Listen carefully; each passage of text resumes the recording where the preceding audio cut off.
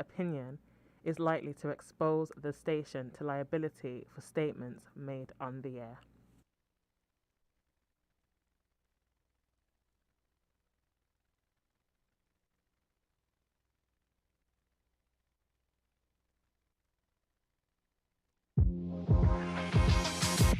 Welcome to Island Tea with your faves. Keep it locked in with us for your daily dose of hot tea only on Win Media 98.9.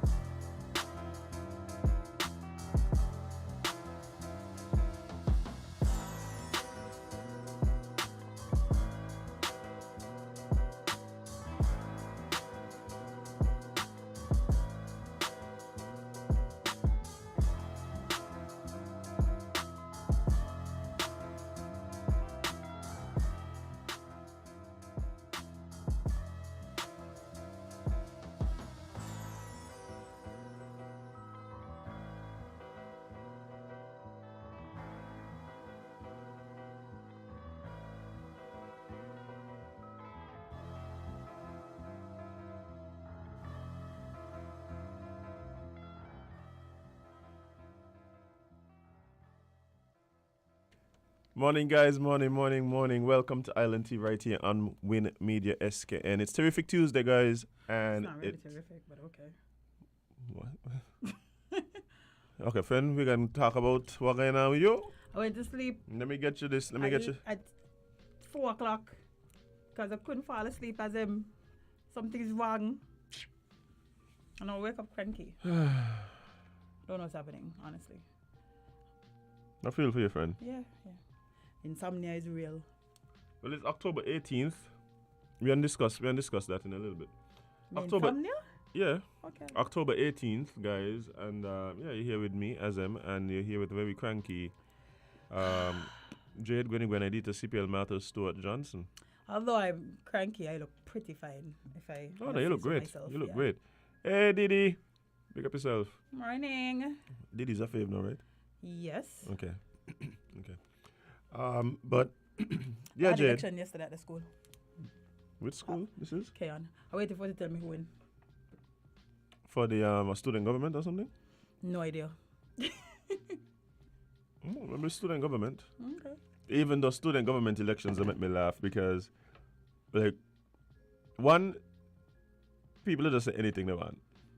We gonna fix the bathroom, them. We're going to put Wi-Fi in all the classes. Watch here, we gonna fix the net on the football field. With what money? School's gonna finish at 3 every day. Yeah, that's not how it works. See, she says it's not student government. Oh, it's on her class. Yes. Okay, nice. But yeah, they just say anything, and then the other thing, it just end up being a popularity contest anyway. Yeah, because they can't fix it. But it's just whoever more popular probably gonna win. What? They're going to add an extra break time? I'm voting for that person. Yeah, extra break time. Yeah, that usually be the yeah, that's true. Yeah, extra break time is a sure win, you know. Sure win. Yeah. But yeah, Jade. Okay. As in, Let's I don't know. let's look through it. Let's look through I it. don't know, We might find out what's going on.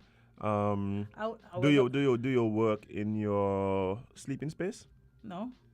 I don't work in my bedroom. Don't work in your bedroom. Do you sleep during the day? I took a nap yesterday. However, it wasn't very fruitful. What time was the nap? It was at I never could say this on the radio. What time the nap was? Trying to get me fired. No, but if you have to I don't walk home. Yeah, that's You have what to to run say. sleep. Yeah. It was about 1 o'clock. 1 p.m. Yeah. 'Cause that's usually good nap time. That's what I'm telling you. If you're napping like 8 p.m. or 9 p.m., then I yeah, expect to be up.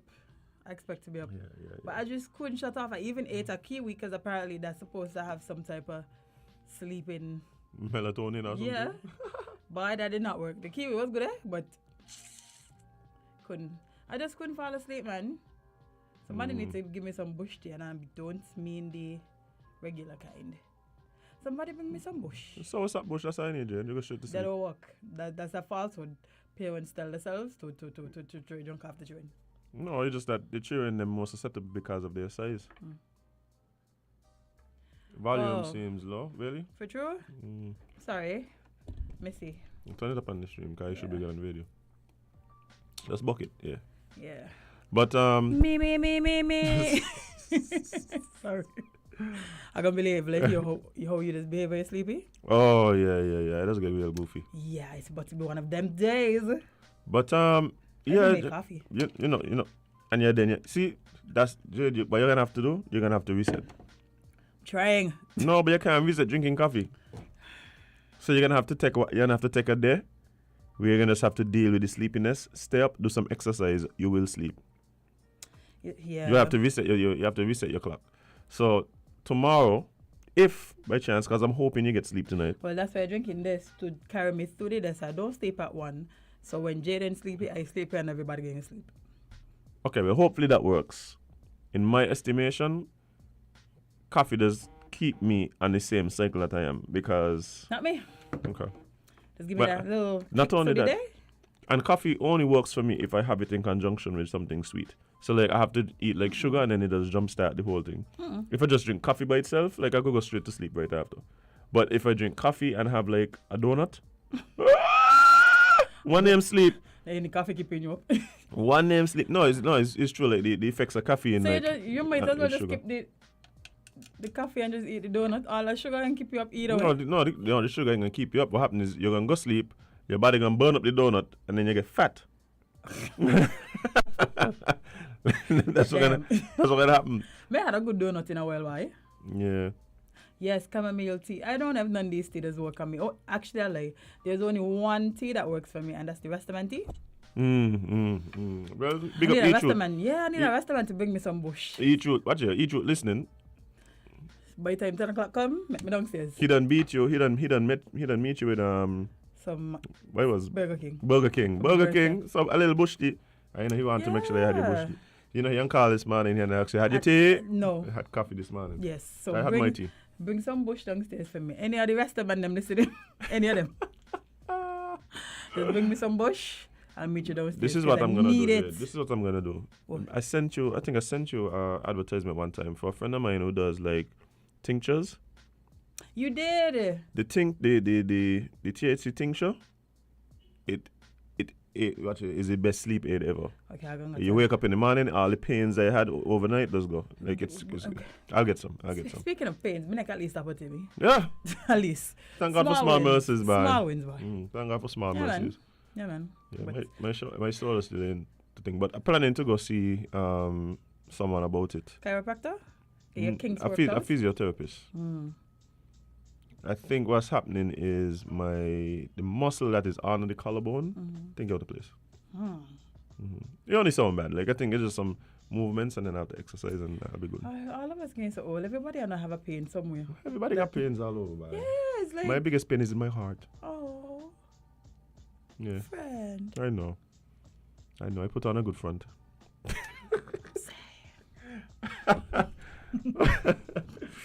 Look at us just laughing at my misery. As we should. The best way to deal with it. Yes, indeed.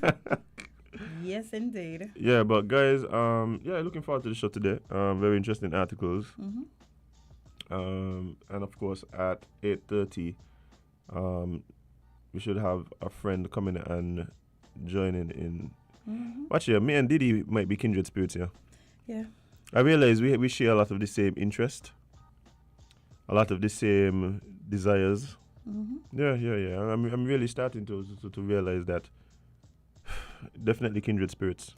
I look forward to when she's on the show, when you're on the show. That would be great. Yes, indeed. Maybe during the Christmas vacation. Yes, because she has the nation's youth In her to hands. guide and teach Oh, yeah. for a better tomorrow. You'll ignore them there and come up here, yeah? Well, You should reach back in time for break time. One of the second breaks. I don't think that's how it works, man. I'm not going to lie to you. Don't think that's a good idea. But yeah, that's how we go. But yeah, you want to jump into the article? I mean, why not? Hey, anything strike you about the press conferences there? Listen to any of it? I didn't listen. I'm going to let you. I was busy. I wasn't able to listen because I was doing something for a client, yeah, so I didn't get... I remember you left here and had to deal with the sun yesterday. My condolences. But as I busted door. I couldn't believe when I went downstairs that this was real. I was like, wait, we ain't past this. I thought we were over this as well, but no, apparently we're still in the season. Yesterday was hot.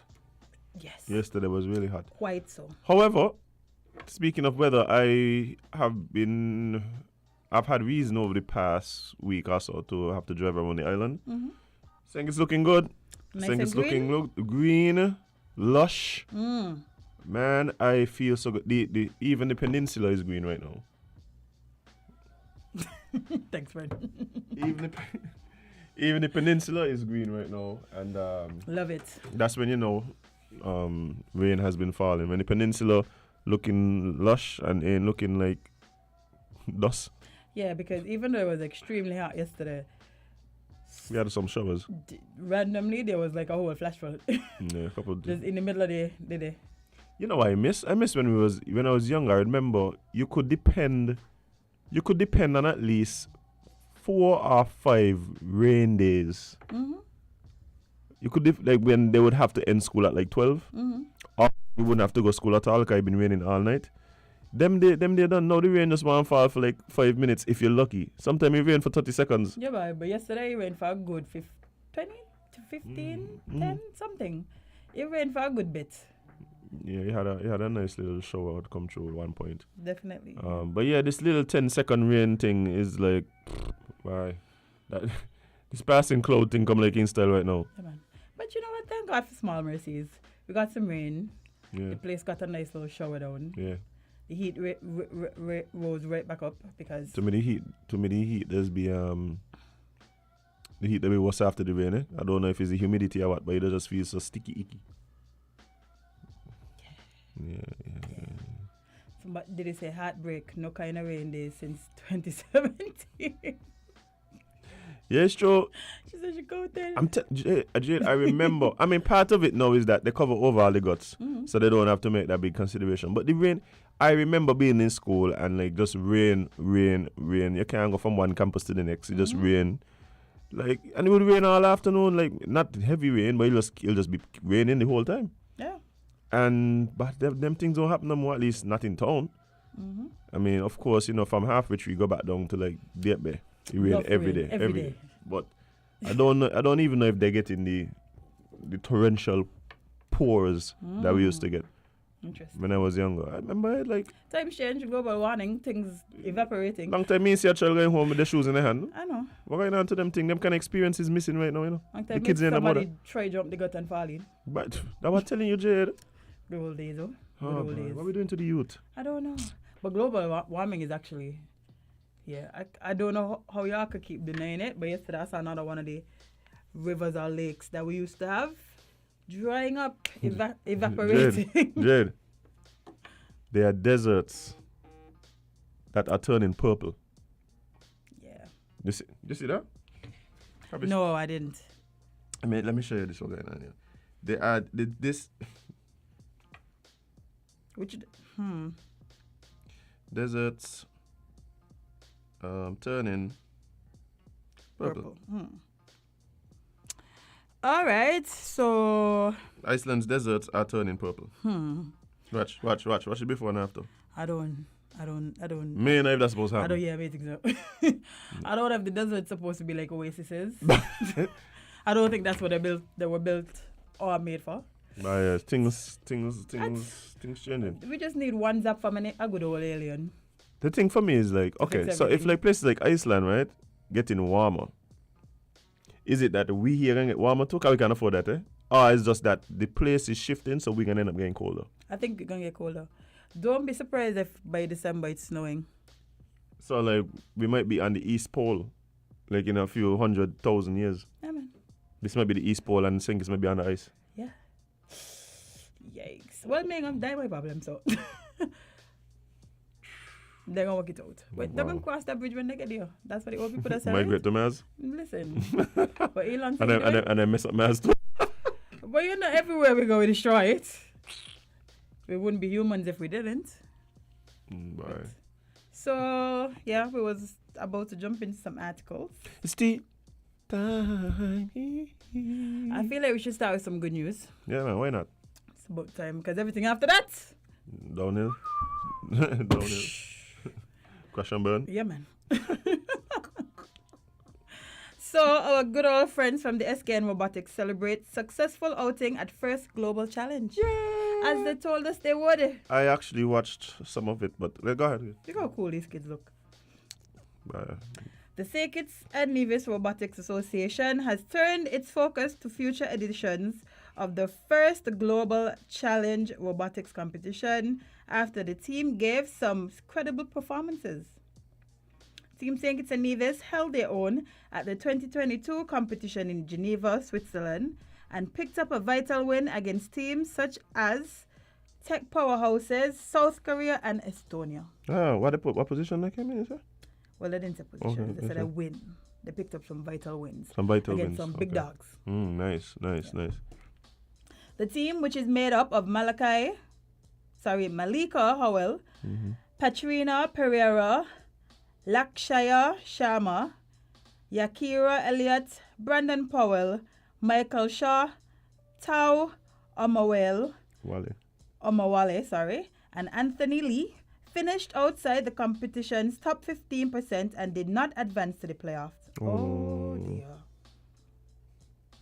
Well, at least, Go ahead. despite the disappointment, SKNRA said in a Facebook post that their performances are a testament that St. Kitts and Nevis has the potential to be greater, to be a leading country in the Caribbean in the area of science and research, as him keeps telling all you to be. Yeah.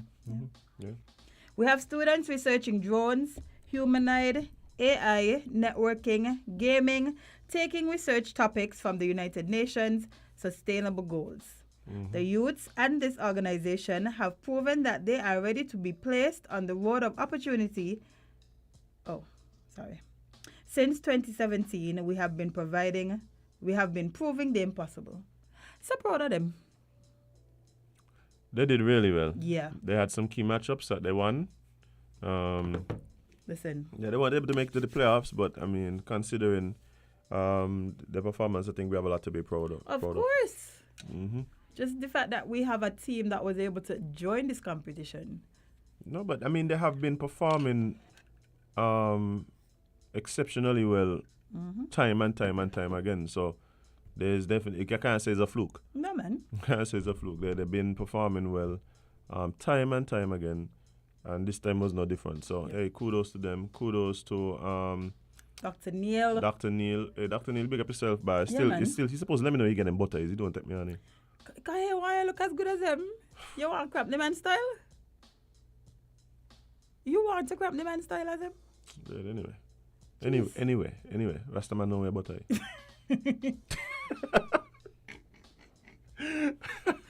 Wow, did not know that, but all right. But yeah, I think they did really well, and I think so too. I think that this competition is a nice experience for the young persons. But I think robotics on a whole, engineering on a whole, holds so much potential for the nation. I think at the end of the day, these are the areas that we actually can compete with bigger nations, right? And so we're gonna have to really find ways to encourage, support these kind of things, like building apps and them kind of thing. Yeah, man. We could have our own silicone hilltop because all the valley is kind of taken up. I'm thinking bigger. You're thinking about apps. I'm thinking about weapons of mass destruction. We need. Remember yesterday I said why we don't have any? Need one or two? We need some people to build some. Just hide them in the volcano? With the dragon? Up there with the dragon. The dragon could protect it, actually. Who better?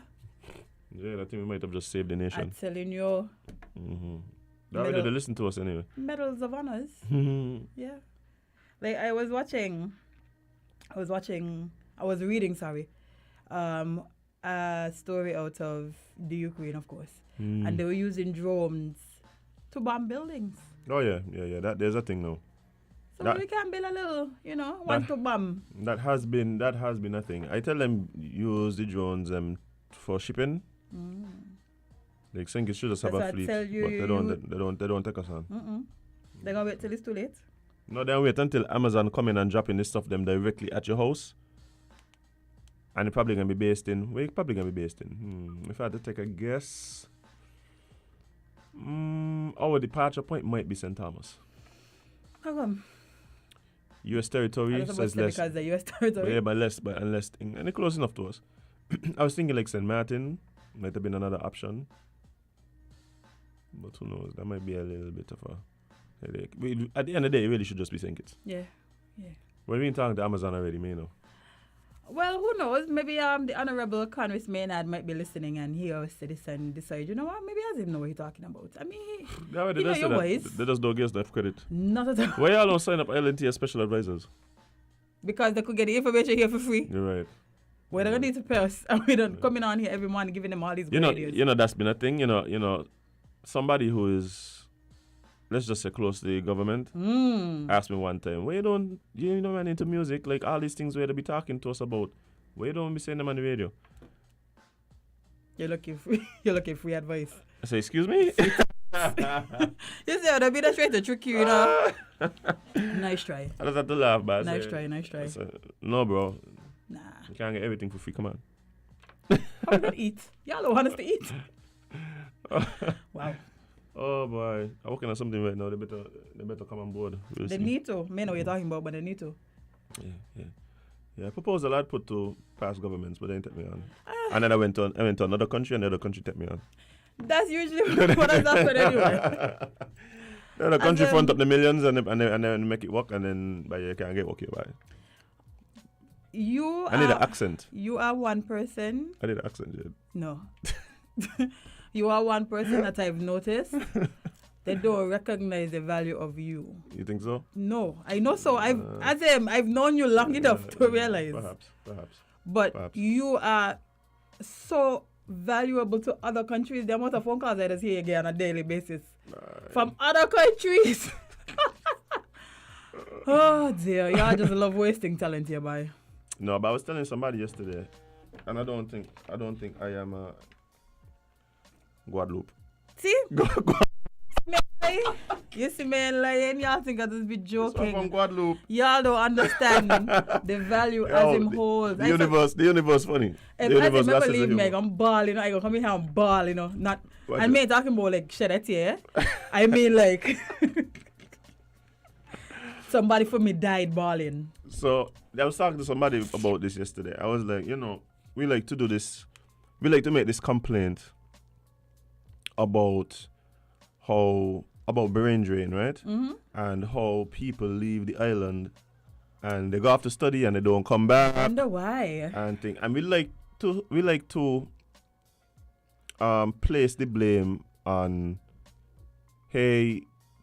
lack of opportunities in regards to maybe not enough positions because people to all they wouldn't retire and them kind of things and so on. I said, but to be honest, when I talk to a lot of people, that ain't the energy they be getting, What I be getting is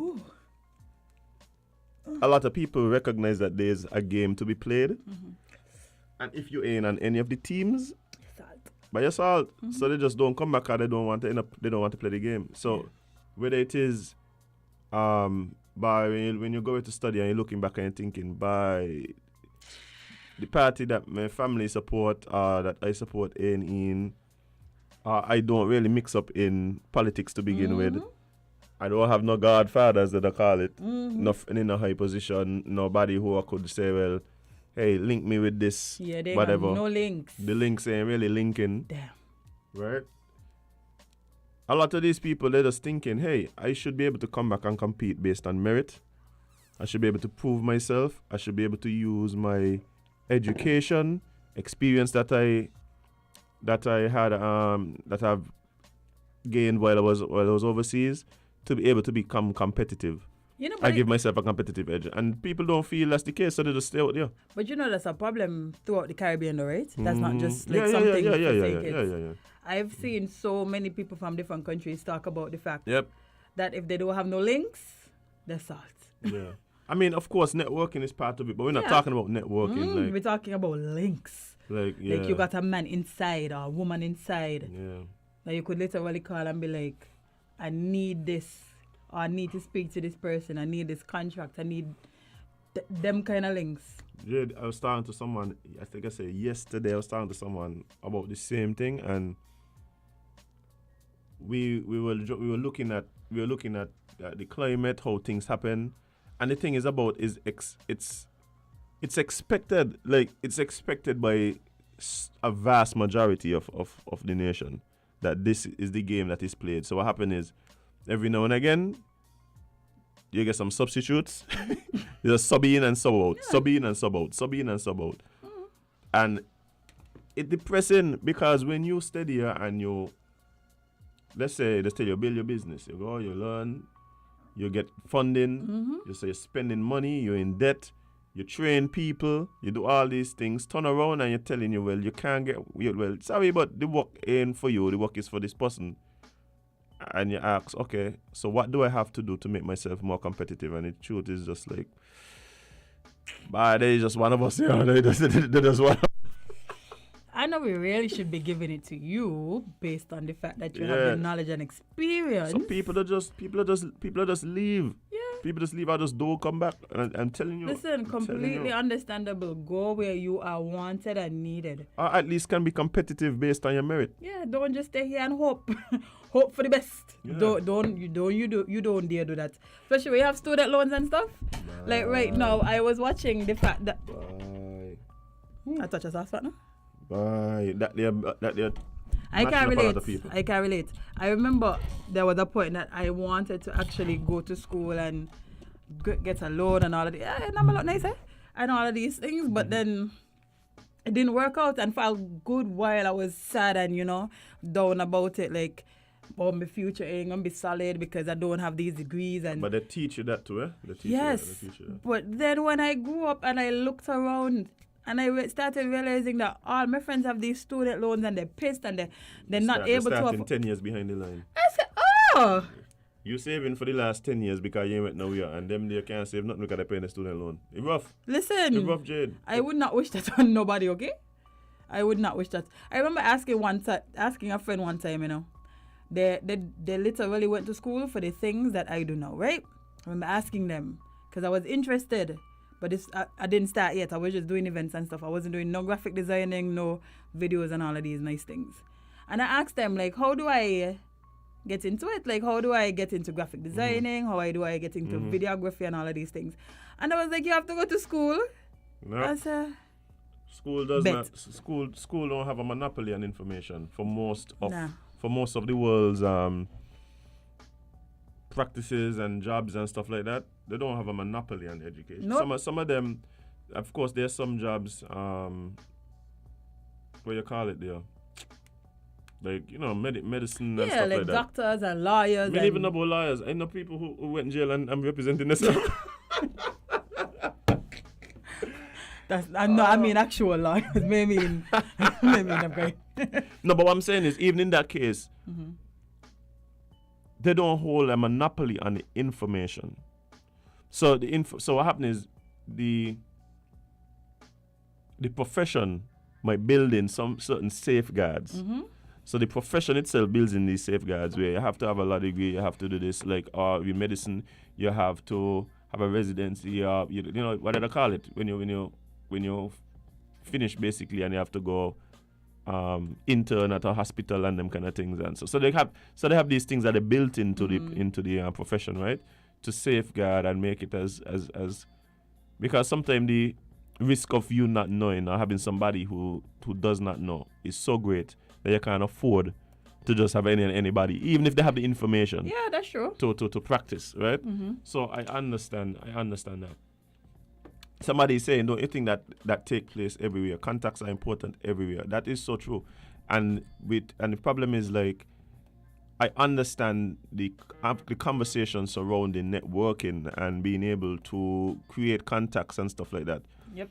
The problem is that I believe here there's a different, because for instance, in the US, we could make an argument that things like race may play a factor, right?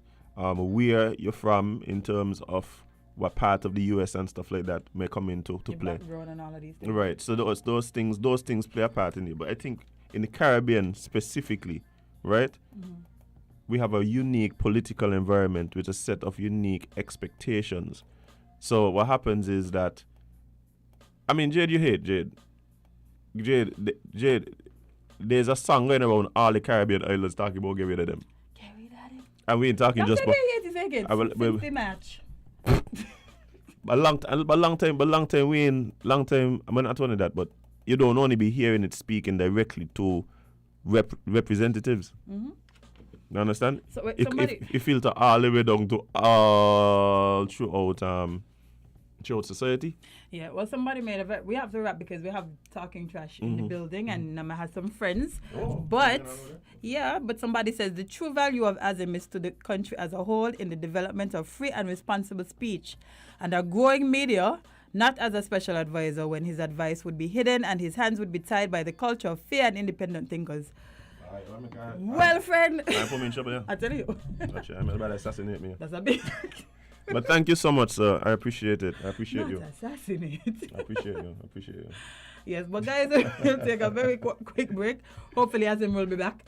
Oh, definitely. I plan to be here for a long time. Stick and stay to more LNT, guys.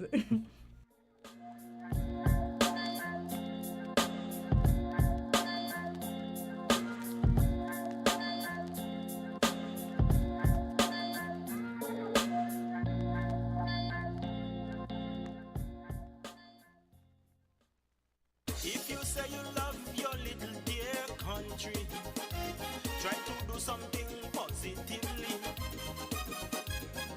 Be a watchdog for the environment. Don't leave everything to the government. We dump our garbage anywhere, lit on the streets everywhere. Our behavior is telling me that we really don't care. Take some pride in your country. Volunteer to clean where it's dirty. Tourism development needs a healthy environment. Whenever we litter, we threaten our survival. So those who engage in it should be treated like criminals. So don't be afraid at all.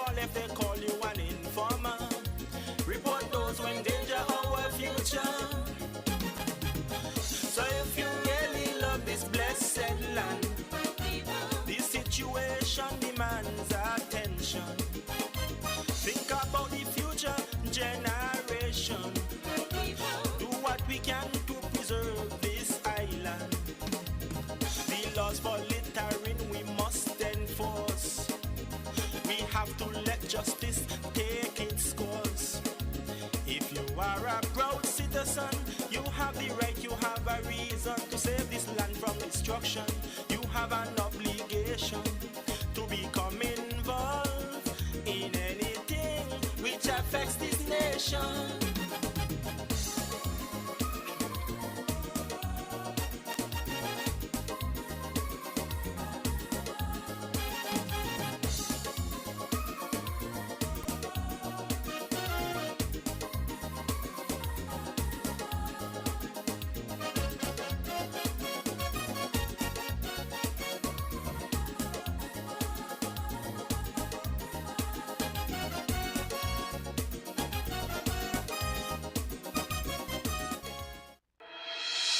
The Solid Waste Management Corporation, SWMC, is working hard each and every day to keep St. Kitts clean. Our primary mandate is to collect household waste while maintaining the engineer sanitary landfill in Connery. While it is the responsibility of businesses to see to it that their garbage is properly collected and disposed of at the landfill, the SWMC offers a commercial waste disposal service with our NOSI program. We also offer a bin rental service where persons can rent large bins to do community cleanups or other waste disposal activities. Additionally, our headquarters in Taylor's Range include state-of-the-art conference rooms for rental. So when you're hosting another event, consider using the SWMC conference facilities. We want to continue serving you by keeping our environment clean. Because at the SWMC, waste matters. For more information, call our office at 465-9507. Hey guys, welcome back to Win Media SKN, and it's Tuesday, so you know what that means. It's time for Talking Trash with our friends from the Solid Waste Management Corporation. Indeed. And this morning is no different. We have in the studio with us the one and only Nama. Nama, how are you doing? I'm good, Azim. How is everyone? I think we are doing well for the most part. Jade, are you still awake? Yeah, man, I hear you. All right, nice. Okay, nice. that's Most good. important. And I know you're doing well because you're actually here with a few of your friends as well. Yes, I am. Nice. So I will allow them to introduce themselves. They're no strangers. But for those of you who may not know, you get to know. Good morning, everybody. My name is Vance Beach, Little Warden. Good morning, everyone. Leighton Ramsey, Little Warden. All right, awesome. Well, I love when the little wardens come hang out with us, Nama, you know that. Yes. This time they decided it's going to be a man's show. I with that. Manpower. And Why when y'all say woman power, everybody's supposed to jump up? I say manpower, everybody watch me like, I'm to hear about it. because That's exactly what happened just now. Listen to my face. It's on camera. It's on video. We have it on always video. there. Celebrate the men. We will celebrate the men on November 19th. Yeah. Wow. At least we get 1 out of 365. That's We Men's take it. Day, so we will celebrate the men in November. Okay? Small wins. Small wins, yes. Oh, wow. Okay, so today I brought in the enforcement team because we want to speak about some of the illegal activities that have been taking place. I know some individuals are still not adhering to the laws of the land. Most of us, we do what we're supposed to do, but you do have a few who insist on not disposing of their waste properly. And so we want to tackle some of those issues today, and we want to talk about some of those problems and also give some tips, etc., as to how we can best resolve the situation. So let's dive right into it. Yes, good morning, everybody. Vance Beach again. First off, we're going to touch on illegal dumping, mainly the coconut shell from the jelly vendors. That is becoming a very big problem. Mainly because this is the rainy season, and when they got these guys dispose of the jelly shell in like the guts and vacant land and so, it becomes a problem because these jelly shells filled with water and that got mosquitoes, and that's a main problem we're having right now. Right. So, I mean, we are in the hurricane season, which means we are in the rainy season. Rain is coming, and as a result of that, some individuals like to argue that, they're biodegradable, but they take a while. And given that they take a while, it means that there is time for water to accumulate, stay there stagnant, and mosquitoes to have a breeding ground. And then we have this issue of vector-borne diseases. Also, we should remember that some of us, yes, as adults especially, we may be a bit more resistant to these diseases like dengue, etc., but the children are not. We have children being born every single day. And I'm sure September would have seen a spike as usual. So that means we have a lot of newborns out there, and we're going to be having a lot more coming down to the end of the year. So let's ensure that we protect those children. So if you see someone disposing of those jelly shells illegally, what do you do? What are a person supposed to do? Well, they can report it to solid waste, and then we'll take action. Or they could try and deter them from throwing them there. How can they deter them from throwing them there? Directing them where to go at the landfill. All right. So what should we be doing? You see, you could use them too. No? Are you don't encourage that? We don't encourage. We don't encourage confrontation. No, because then they will just say, well, okay, you abuse me, I'm going to throw them there. No, Because the you gotta person talk to people hard for them to listen. Jade, we know what you're into, Jade. Yes. We know what you're into, Jade, okay? And this is an act of illegal dumping, and this is something we take very serious. Yes. Me mainly because I live at Connery, and when these things happen, right, especially if they dispose these jelly shell in the area, a lot of mosquitoes. Yes. So. And you have quite a few spots in Connery where individual. The thing is, right, the landfill, right, is located in Connery. Okay, so let's make it clear. The landfill is located in Connery. Connery is not the landfill. Here. Say that again, please. Okay, let's get that right. So the landfill is located in Connery. Connery, however, is not the landfill. So it's not just you can go to any place in Connery and decide, well, I reached the landfill, and so I'm going to dispose of my waste there. You have individuals, especially some of the coconut shell vendors, who go to the back of the landfill and decide to dispose of their waste there. The back, like literally the back of the landfill, you cross the road and they see that spot as the best spot to dispose of the waste. Sometimes even to the side of the landfill. Yeah. So you get as close to there, but still decide not to go into the landfill. Exactly. And disposing of these things is not expensive. No, so it's not. We're appealing to them, to please. And I decided to walk with the rates today. That's good now. Yes. Because, okay, so coconut shells are under what category? Green waste, I think. So if green waste, that's like $50-something, right? $54. I mean, you've already sold, that's what? Two and a half bottles of coconut water? Yeah. And it also depends on how much they load. Yeah, but this is per ton.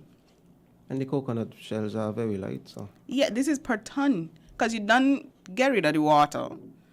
So the coconut shell is left, and that's just $54. So if you sell 2 big bottles and one of the small ones, you don't pay a bill for solid waste. So I would like to encourage persons to please purchase coconut water from our coconut vendors so that they will have sufficient funds to come to the landfill and dispose of their waste. So let us encourage our local vendors by supporting them so that they can know that we support them, and in turn, they support us.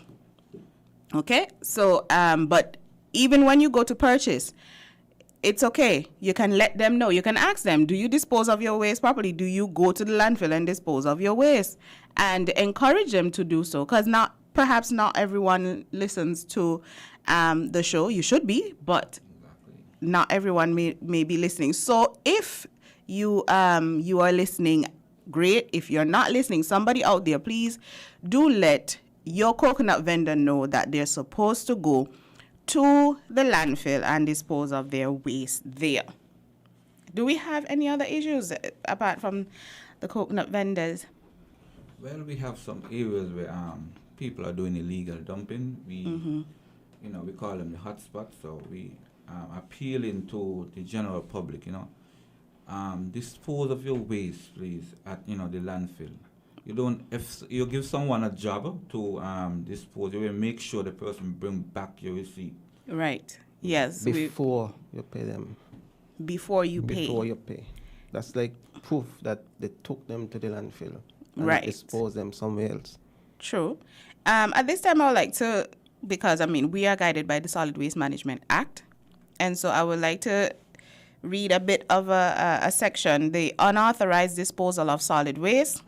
1, subject to subsection 2 and section 27 of this act, a person shall not, A, deposit or knowingly cause to be deposited solid waste in or on any land, beach, foreshore, marine waters, rivers, or river banks. B, construct or operate any waste management facility without a waste management license. Or C, treat, keep, or dispose of solid waste in a manner likely to cause pollution of the environment or harm to human health. So once you are doing this, you're breaking the law. Thank you. And then I'll skip 2 and 3 and I'll go straight to 4, because once you've broken the law, it means there are penalties for that. So 4, any person who contravenes subsection 1 of this section or any condition of a waste management license commits an offense and shall be liable upon conviction, A, in the case of an individual, to the penalties prescribed under paragraph C of the 3rd schedule, and I believe that's what, about $25,000 to $50,000. And B, in the case of a corporation, to the penalties prescribed under paragraph F of the 3rd schedule. So I will skip to the 3rd schedule and I'll let you know just how much that is. So if in the case of an individual, we're talking about a fine of not less than $25,000, but not exceeding $50,000 and imprisonment for 6 months. Note it doesn't say or imprisonment. It doesn't say the fine or imprisonment. It says the fine and imprisonment. So you can pay the fine and still spend a good 6 months in prison. And then F, in the case of a corporation, a fine of not less than $200,000, but not exceeding $300,000 and imprisonment for 2 years. Now, a lot can happen in 6 months. Yep. I would hope none of us want to lose 6 months of our lives chilling in prison. I don't know if chilling is the right word, but we definitely do not want that. And if you have $25,000 to $50,000 to spare, please find me and I will send you my mobile banking information and you can just transfer that, because I have good. So why I can spend split that it between the 3 of us? Let me talk about that off here. Okay. We will see. We will see. Perhaps there's more than one individual, so each person can get. But we need to really try to not dispose of our waste illegally. We have some hotspots that we mentioned. First, let me touch on vacant land. Oh yes. Yes, that's becoming a problem as well. Sometimes you have vacant land, right? And then probably next to the vacant land, someone lives there. People go there and they throw the garbage on the land. Mm-hmm. So when other people see that, they're thinking it's a dumping area. Yes. And that becoming a very big problem. And there's something we can cramping down on. Mm-hmm. So. And the thing is, it's like two wrongs trying to make a right. Now, the individual who starts up this whole trend is wrong, but those who see and follow are also wrong, because those who see and follow are supposed to know that is not a dumping site. Yeah. So but the person who starts it up does not create if you start it up and people follow, something wrong from the beginning. yes, that means more than likely you're going to be the one to suffer for it. And they're going to continue doing it. Exactly. Because once we create habits, then those habits form, and then it's very hard to break those habits. And, those area, rats and stuff like that, rodents. Yes, these vermins. That's not good. Mm-hmm. It's, not good for the health. Probably people have kids around there, stuff like that. So. Now, do people think that when rats start up in the vacant lot, so you have a vacant lot next to you or 2 houses down from you, and illegal dumping is taking place there, do you think the rat is going to say, well, I am supposed to only stay in this lot and not come to your home? That's true. You're going to be affected. So it's not only the person next to the lot, but it's anyone within walking distance of the lot. And I don't mean walking distance for me who don't like to walk, or even walking distance for the person who likes to walk. Rats can go very, very far. Exactly. They will go however far they need to go to find food.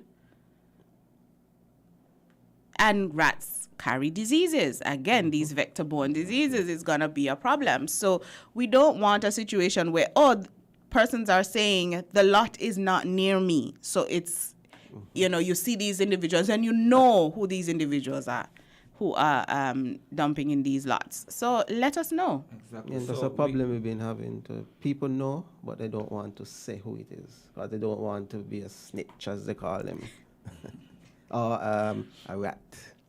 So do you prefer to be in the hospital? I guess so. I guess that's what they want. I'd rather be a rat, be called a rat, or be living with rats. Which one? Exactly. So we are appealing to the general public, if you have vacant land, try keep it clean, Some of these vacant land have a lot of grass and, bushes and stuff. So we are appealing to you to, try keep it clean, cut it, and clean it up. Because there's a fine for having your vacant lot dirty. So yes. There's a fine. What's the fine? The fine is $500. Okay. So all of us who have vacant lots and all of us who don't so all of us who have vacant lots, we need to keep them clean. And all of us who don't have vacant lots, we need to ensure that those who do have vacant lots keep them clean. Exactly. So either way, we are all responsible. Now, we do have functions and powers of litter wardens, and these functions and powers allow you to go on some of these premises. Can you speak a bit more on that? Yes, these functions allow us to go on the land or in people residence, and so a litter warden can enter the premises of someone, and So once you show you have your ID, show your ID. You present your ID. You present your ID. Okay, so the litter warden is required to identify him or herself. Can you show up at my house at midnight? No, no. No, because we need to make sure it's clear. You have to be right? in working hours. Working hours, or so only 8 to 4, or is it reasonable? Okay, reasonable hours. Okay. So litter wardens can show up at reasonable hours on your premises and be able to inspect once they suspect that something is happening that is not supposed to be.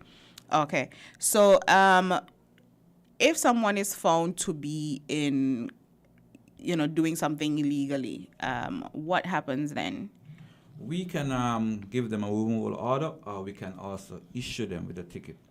Okay, so you can issue them with a removal order to remove whatever they're supposed to be, that they're not supposed to be having there, but also you can issue Issue them them with a it. ticket. And one of the other things I believe that has been a great discussion is some of these dilapidated buildings. Yeah. Mm-hmm. Yeah. They're becoming What's happening with that? Becoming a problem too, because sometimes people also dump stuff in these dilapidated buildings. Mm-hmm. So we appealing to people with these buildings. If you could have them clean up, broken down and stuff like that, because it's becoming a problem as well too. Well, this section for dilapidated building is a bit long. It is section 53.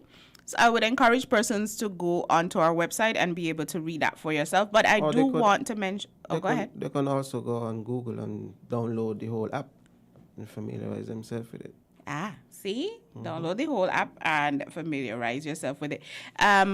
The latest app is also on the government website for information, so you'll be able to get the latest one.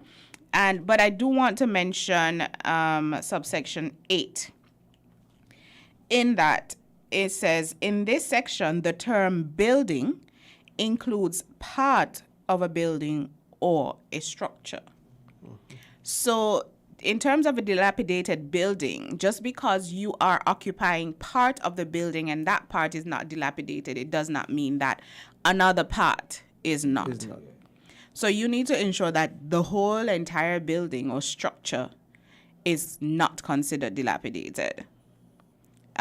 So what would you encourage individuals to do when it comes to finding out if the structure can be deemed dilapidated or not? Is there an entity that can go to, like planning? I think they can go to planning and find out.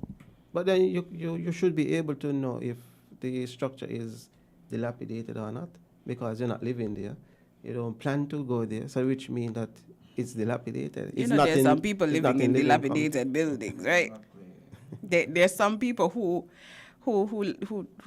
live in some buildings that should not be lived in. I mean, it's quite risky. We do understand. I mean, times are hard. Yes, and sometimes and not just that times are hard, but for some persons, even when times are not as hard, you may not have at that time. Things may be hard for you personally, and you do need some shelter over your head and so forth, and that's fine. But at the same time, these laws were put in place for a reason, because you're seeking shelter, but at the same time, it shouldn't be at the cost of your health or your life. Because with a dilapidated building, it means more than likely it's also not structurally sound. And you could be having your shelter at night and a storm comes, and that could mean the end of you and whoever else you're sheltering there with. So let's try not to take those risks. There are there are certain things like social welfare, etc., that you can contact and see how best there's systems in place to assist. And so find out, talk to people, go to social welfare, go to social security, go to all of these institutions and see how best the country can assist you, or your community can assist you without having to put yourself at risk. So I want us to go back to illegal dumping, because we did mention that we had some hotspots, but can we discuss some of those hotspots and how perhaps the community can help with monitoring those hotspots? Yes, most of the hotspots is you have one up at Cooley Hill in Boardwalk. That's a little look over. We won't discuss what people know. There's another. It's a lookout point where you get to see the view of Bass there. But it's also becoming an eyesore with waste. Yes. There's also an area between Matinley and West Farm. There's a dirt track that you can drive from Matinley to West Farm. And in certain areas, they have spots where you have white goods, you have beds. Oh, wow. You have all sorts of, you have even the stuff that the garbage truck would collect. People just normal go there. Household waste. Normal household waste. They just go and dump them there. TV boxes, all sorts. You have the guts up at Milligan. People just go and just throw their stuff over there. And you know, with the rainy season, when the guts running, all that stuff gonna come down, and then it's gonna cause a blockage. Right. And that's how you get flooding at most time in the town. And I mean, town flooding is not a good thing, and we don't want that to happen. I believe we spoke on this very show. I believe it was in the 90s or something like that. There was I would say, a great flood that has left its mark, and for generations we're still talking about it. And so we definitely don't want that happening. So we've spoken about Basti and Greater Basti, etc., and that illegal dumping and so forth is an issue here. What about in the countryside? We good? Okay, we have one in Connery, on Connery Beach. Yeah, people go and dump, you know, even household stuff, white good, as Leighton said, construction waste. Okay. Yeah, construction waste. Construction waste. Especially up in the Saddlers Mountain. Ah, It's like someone broke down a house and just took everything up there. And then to get up there clean is gonna be a risk. So I don't think anybody gonna want to go up there, and because it's over a cliff. And so it's very dangerous. And that's another thing I think persons need to remember, is that some of these areas that you're going to do this illegal dumping, we can't even come and clean up. So the damage is pretty much permanent. It's not to say that we can risk lives to go and pick up this construction waste that you've decided to throw over a cliff. Now, more than likely, that household was not demolished or cleaned up in Saddlers. Sometimes it could have been done in some other part, some other community, but you decide, okay, construction waste is $15 per ton. $15 per ton. So you're thinking that that's too much money to take to solid waste to just dispose of this waste properly. $15. $15. I think we need to do better. We need to do a lot better. And that requires the entire community monitoring. It can't just be our little wardens. We don't have enough eyes, ears. Even if the entire of the solid waste staff decides that to be monitoring, which we do for the most part, at the same time, it's still not enough. We need you, persons within the community. We need you who see these individuals come in at 12 a.m. I mean, it's simple. You can take a picture, take a video, send it anonymously, because most of our work is investigating.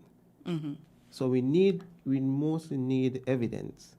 We are not gonna come and say, John Paul say you did this, or Mary Tom say you did that. That's not our job. We come, we identify the stuff, we come to you and we say we were in this area patrolling and we came upon this stuff, we found whatever evidence linking you. We do not call names. So the general public don't have to be afraid of that. Right. So don't be afraid, and it's not snitching, it's informing. Okay, there's a difference between snitching and informing. For the greater good and for the public's health and well-being and the environment, you need to inform the necessary body or bodies that some of these things are taking place. And that's the only way we're going to get these stuff eradicated. Exactly. So if we don't want vermins coming around in our homes, we don't want these mosquitoes biting our babies and us, we need to ensure that we do what we need to do. Inform the Solid Waste Management Corporation. You can call us at 465-9507. Yes. I don't even know my own phone number, but I know Solid. So that's good. Just ask them to put you onto the Little Wardens, and they'll be able to do that. Okay, you can also call the landfill and get on to the Little Wardens. So what we'll do is definitely keep you abreast of the situation, and soon we will have Leighton and Vance return to us, maybe they might bring on more of the little wardens. Perhaps they might return themselves. I hope that they do return themselves. It was great company. And if you have any questions, of course, do not hesitate to ask. If you want us to be able to answer anything, just comment on the YouTube video below or on Facebook, and we will address the matter. You could always ask Jade and Azim also to ask on your behalf. Jade, I'm sure, will definitely be happy to oblige. Indeed. But before you go, because I know we're about to wrap up, I have two things. First of all, one of your biggest fans, Mr. Flanders, says good morning. Oh, good morning, Good Mr. morning, Flanders. Yes, Ike said to tell his friend, hello. And you can tell Ike, his friend says No, hello listen, back. man, he hear you. Oh, okay. Hi, Ike. Also, somebody said to ask your guest why the garbage hasn't been collected in Taylor's as yet. As in this morning? Okay, so unfortunately, my guests will not be able to answer that because I they are think he part means of the you. enforcement team. And for me, I will have to consult the collections team to see as to what exactly would have taken place. So what I will do is definitely ask once I get back up to the office in Taylor's why that may have been an issue. But we do sincerely apologize for the late collection of your waste. Lovely. Yeah. And that's it? Yep. You don't have any questions? Nope. All right. All Okay, right. I would like to big up our hard-working little wardens, especially Ivanka James, Shara Dayson, Sanja Kanja Keynes, Lorna D'Souza, Gavin Williams. You know, you've been doing a great job. So we just want to big them up. They're not here with us today, but we just want to big them up. Yes. Anything you want to say, Leighton? Please, please, please keep the country clean. All right. So there you have it. I can't wait to see you guys again next week right here on Talking Trash on 98.9 Win Media, SKN on YouTube and Facebook. And of course, you can always watch the shows from before so that you can be abreast of what it is we've been discussing all this time. And don't forget, waste matters. Bye-bye. Yeah, have a good day, everyone. You say you love your little dear country, try to do something positively. Be a watchdog for the environment. Don't leave everything to the government. We dump our garbage anywhere, lit on the streets everywhere. Our behavior is telling me that we really don't care. Take some pride in your country. Volunteer to clean where it's dirty. Tourism development needs a healthy environment. Whenever we litter, we threaten our survival. So those who engage in it should be treated like criminals. So don't be afraid at all if they call you an informer. Report those who endanger our future. So if you really love this blessed land, this situation demands attention. Think about the future generation. Do what we can to preserve this island. The laws for littering we must enforce. We have to let justice take its course. If you are a proud citizen, you have the right, you have a reason to save this land from destruction. You have an obligation to become involved in anything which affects this nation.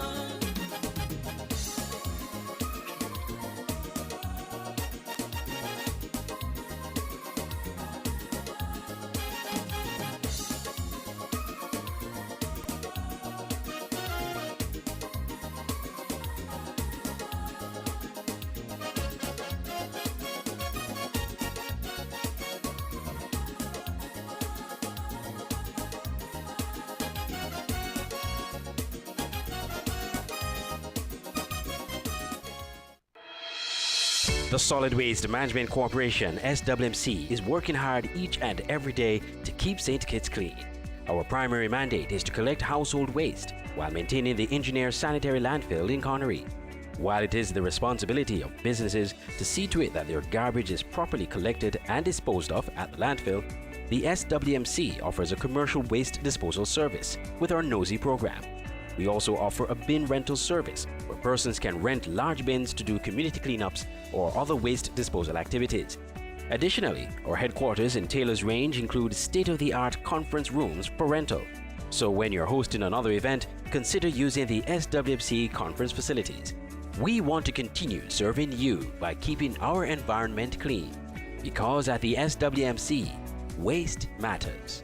For more information, call our office at 465-9507.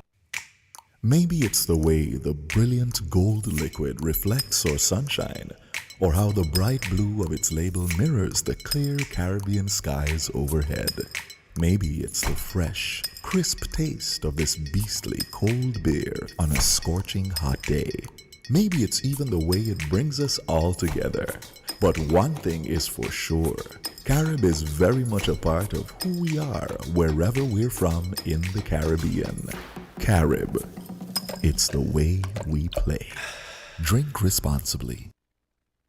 Don't stop, won't stop, can't stop the never-ending cashback at Horsewoods. Yes, it's that time of the year. Double cashback coupon season is here. The season when Horsewoods Furniture and Appliances gives away millions in free groceries with every FlexPay purchase and a chance to win 1 year in free groceries with a never-ending double cashback. Yes, the Horsewoods never-ending double cashback is back for even more free groceries. This is double cashback coupon season, so come today and get double cashback coupons for absolutely free groceries in the never-ending double cashback promotion. Yes, happening now. Get double cashback coupons for absolutely free groceries with every higher purchase. The never-ending double cashback is back at Horsewoods Furniture and Appliances and Ashley Furniture Home Store, where you get double cashback coupons for free groceries with every FlexPay purchase. Don't stop, won't stop, can't stop the never-ending savings, never-ending discounts, never-ending quality and service, and the never-ending double cashback for this double cashback coupon season. Don't miss it. Terms and conditions apply. See store for details.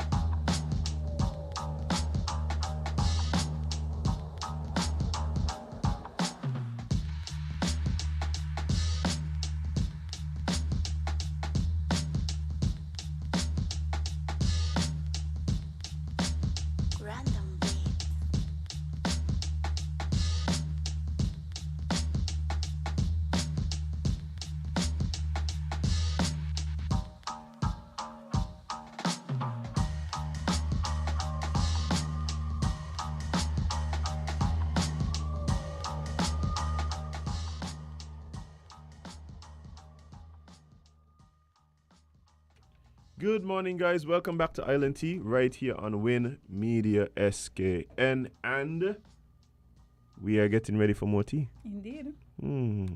Well, let's see what's happening. Let's jump into an article from Win Media SKN, and it says, answers still pending on 2 high-profile deaths in St. Kitts. Yeah, man, they're going to pen for a while. They're going to be pending for a while. So, the coroner's inquest into the deaths of Customs Officer Andrew Douglas, I forget about you know? Oh. Me more doors. And Stonefort resident Sandra Adams are incomplete despite numerous plans to make the findings of the investigations public. Oh, yes. On Monday, October 17, 2022, Attorney General and Minister of Legal... I'm going home, Jen. I'm going home. I'm going home. No. Listen, this says on... Oh, well, that was yesterday. Yeah, yesterday. The press conference. Yes. I am not... He said, I am not aware of the status of those coroner's inquiries, but I will inquire with the necessary authorities and I'll report to the press. I believe him.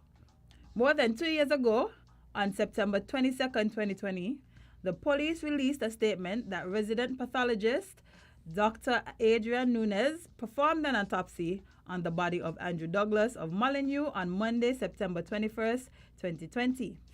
Dr. Nunes concluded that the death was a result of a severe traumatic brain injury caused by a single gunshot wound to the head. The 21-year-old customs officer was found dead at the Customs Department Thursday, September 17th, 2020, after police responded to a report of a shooting after 1 p.m. A police statement Friday, September 18, 2020, said Andrew Douglas was found with a single gunshot to the head and was taken to the JNF hospital where he died. In February 2022, Commissioner of Police Hilroy Brandley told Wynne, "We are ready. There were some delays in getting back some forensic testing. They have arrived and any moment now." Still waiting on the moment. Right, why the man knows I played people by? Why would they? Just say by we know what happened. Oh, we can't tell you. I just say we, not that they can. Oh, Just say we won't. won't. This lot of, you waiting forever. No update, no nothing. Well, if you ain't plan to update, just say you don't plan to update. Same thing with the Just case say wait. of Sandra Adams. Just, man. Yeah. I can't deal with these red herrings and these, like, alright. I tell you already, Jade. But it seems like everything around here, that's the thing, is all these holograms, these things that's supposed to look like transparency, but everybody know what it is. Yeah. It's like, man. How we just got more information than y'all. And then y'all wonder why the public is just run with whatever story they make up. Because y'all not telling us the truth. I'm still waiting to find out what happened with the situation with the stabbing in Sandy Point here. Which one? With the young Oh, lady. yeah, I still trying to figure out what happened. Get another 2 years. Fathers. You're going to find out. It's a small 2 years. I trying to just nothing? Just say nothing? Yeah. Nothing at all? Just wow, what are you saying in this country, but what really going on? They are not saying anything. That is the issue. Oh my God. But people need to understand. People need to understand what's happening. Truth, but you know. And then my thing is, if it's a matter that for whatever reason, right? For whatever reason, that you can't be forthcoming with information, results of the investigations, or even an update as to where the investigation is, then just say that and say why. I tell you, whoever is the PR for the police, right? Doing an awful job. I'm not gonna lie. Y'all need to do better. Y'all need to do better. From the way that y'all write things on Facebook. When nobody asked who Miss Jane was yesterday at the press conference. Who? Miss Jane. Oh, because apparently there was only a 2-question minimum. But so that nobody was. So that was. No, well, I could say one of our journalists was very upset because they had more questions, but because of the 2-question minimum, they weren't able to ask. So I feel like next time. Let me tell you what's going on, Jade. You want me to tell you what was upsetting about that yesterday with me? Okay, you have the 2-question minimum. You're going to ask questions of the people there. When they have them many people who can have the answers. Yeah. Okay, for instance, this particular situation, right? What was the expectation and the answer? Like, who on the panel was going to answer the question? Who just got fresh, a fresh panel of people, you know? Like, nobody on the panel, they're going to the answer, you know? You got to ask the police. Not only that, I feel like if you're asking them kind of questions, too...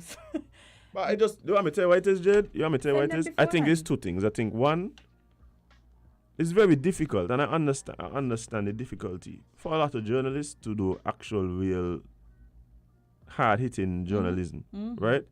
And we live in a small society where it's 3 things. So one, it's difficult for all the reasons we've discussed here multiple times, for journalists to actually do hard-hitting journalism. There's no such thing as investigative journalism that exists here, right? Not only that, there are too much times, the so-called journalists, the bias is on display. The bias is on display. You could watch, you could see the change from administration to administration, and the bias is on display. And I don't think anybody could question that, right? The next thing is, St. Kitts Marley just afraid. They're afraid they get shut out. Yeah. They're afraid they get victimized. So It's just, Debbie, a lot of time you just feel like, but what really going on here, boy? hold on. Debbie, you do realize that Azim is literally talking about the press conference, which means, I don't know if you realize, but somewhere between there, he must have watched something. What do you mean, as a media person, you all don't think one of y'all should have listened? What is he saying? What are you listening to? He's literally saying that, you know what? You're right. You're right. One of us who's clearly explaining that he watched it and he was annoyed by a certain part of it that he watched. But I just to wait, sorry, not to cut you off, but somebody literally was, before you even said it, somebody had that same sentiment. They said the glaring gentle nature of the questioning at the press conference yesterday reveals how young our media is and how unprepared are the journalists. Yeah, man, it was. I just listening, but the thing what does upset me sometimes, right, is the questions that come up in the media, whether it's through the talk shows and that kind of thing. Yeah, those things provide some direction, right? The discussions that come out of, especially the talk shows, those provide some direction, right? So you would expect that when the journalists get the opportunity, and kudos to the to the government, the cabinet, prime minister, ministers, whoever, who make themselves available to answer these questions, even though sometimes they just skip and dance around, but they make themselves available. Sometimes they don't even know the answer. You know, but I'm talking about, like, there's things that you supposed to know the answer, right? Like, you supposed to know the answer. When talking about, it's one thing when you got asked the questions that is obvious. These aren't the best people to answer these particular questions, right? Even a thing yesterday, I listening to it, and it's like, they're directing questions to particular persons, whether it is the prime minister or the journalists themselves, directing questions to people. And it's like, but the person's supposed to answer it sitting two people to his left. Why the question going over here? Wrong person. It's just like, what going on? Like, are you watching? Oh my God. I went to the question and answer part. Right? Because they're saying what? But a lot of things going on in the media. Yeah. But let me see what's going on here. And it's like, but what to all these things what people been discussing for months? Okay. Well, people.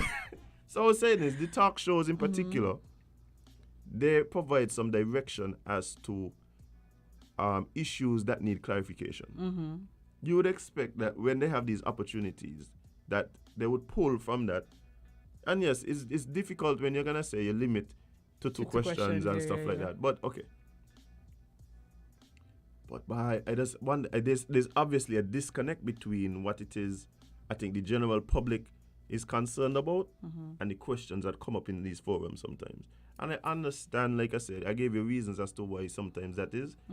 But at the same time, it's frustrating, Jade. You think they should send the questions beforehand? So at least the cabinet. Jade. No? Okay. No, it's not. No, they could do that. You could do that, right? The press secretary could field questions, and so people could have proper answers and stuff, and that kind of thing, right? But the truth is, Jade, let's not fool ourselves. The same way people listening to talk shows, the people involved in government, they themselves are people around them listening. They know what's going on in the media, Jade. That is true. They know what people want to know. They know the question. That's why sometimes something come on voices, by the afternoon you get a comment. Something come on issues, by the afternoon you get a comment. Or by the next week there are issues, or somebody calling on voices with a comment. Like, they know what's going on. True. They know what people want to know. They know. Well, but too many times you just like gloss over things and serious things with huge implications. Like, Jade. What make you want to shut the phone? Jade, you think it's joke? Like, yesterday, right? I looking at the thing. I couldn't understand. Watch. I went in to I see the name. Went into there for you to ask who is Miss Jane and why she was big up in. No, you didn't expect. But like I'm saying, like I say, okay, this is the time to ask. Because the people them who should have the answer sitting right in front of you. Yeah, no, that's But then you're gonna ask questions where the people in there probably don't have the answers. You know? Yeah. And this isn't necessarily a knock at any particular journalist, but it's systemic. You have persons in power who don't answer the questions properly. Everything. I would contend that hardly any questions were actually answered yesterday. Even the soft ones. That's the thing. They ask little soft, little patty-pat questions, and the man just like, but yeah, defend. But the man like they're playing test cricket. But just little tap down here. Take a 1 run, but no boundary, no 6, nothing, no man, 4, and no wicket get clean up. Nothing is just like, but yeah, me play it safe. it's like you feel Maybe like they was playing it safe because it's the first press conference. I don't know. But that's what I'm saying, Jade. It's like you're playing test cricket, you're watching, and if it felt like you're watching cricket for 7 days and end up in a tie. That's what it was. Oh dear, y'all listen, stop just so as in please and answer the people in questions. Anyway, I'm not a journalist, so. Nope, we're not. Thank the Lord. We don't have to deal with certain things. Yeah, I mean, it's just these and the thing I again, would be frustrated if I ask you a question that I really feel like the nation needs an answer to, and you just give me some. Like, sir, you hear what I ask you? I hate when people do that. Like, if I ask you a question and I know you know the answer, don't give me a run around. Yeah. Let's see what this caller has to say. Good morning, caller. You're live on LNT. What's up? Good morning. Morning. I actually feel that the questions should be submitted prior to the press conference so that whoever is at the press conference and actually I think if it's a Prime Minister's press conference, it should just be the Prime Minister. The other ministers can have their own individual press conferences where they zero in on their ministries. But in any event, I think the press should submit questions beforehand. And so in the opener,